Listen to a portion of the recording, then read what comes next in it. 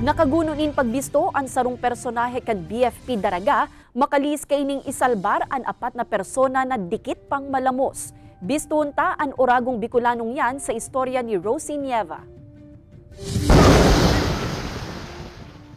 Imbes na maugmang piknik, dikitan pang mapuli sa trahedya ang pagpasiring kan mga magkakaparyente sa Sarong Beach sa Banwaan kan Santa Magdalena, Sorsogon kan Marso 24. Ini makalihis biglang magdakula ang hukol kan kadagatan asin sabay-sabay na nadara sa ararom na parte kan dagat ang apat sa mga ini. Tulos man na nagtarabang ang mga tao sa lugar, urog na ang Chief kan Emergency Medical Services kan BFP Daraga Albay na si SFO1 Sanjo Amaranto na nagkataong yaon man sa lugar.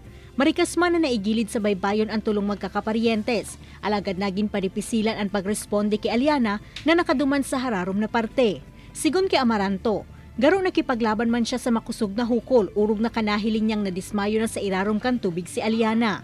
Kan magtarayumpong madara sa baybayon, tulos na inagapan ni Amaranto ang pag-revive digdi. Hindi ko kaagad siya hinawakan ng harapan kasi alam kong yayakapin ako nito. Sabi ko, lulubog kami parehas. Ang lakas pa naman ng vacuum sa ilalim.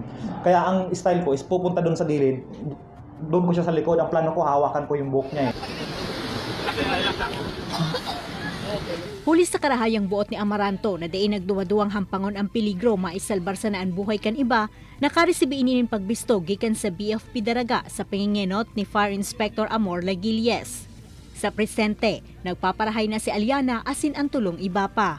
Nagre-recover na sila pero meron pa rin talaga sila just like last night. May mga sleepless nights sila. Yung tipong natutulog sila and bigla lang nila naaalala or napapanaginipan yung nangyari. Nagpadaraman subuot ni mensahe si Aliana kay Amaranto kung pasasalamat sa pagsalbar sa iya sa peligro. Ini si Rosie Nieva, Balitang Bicolandia.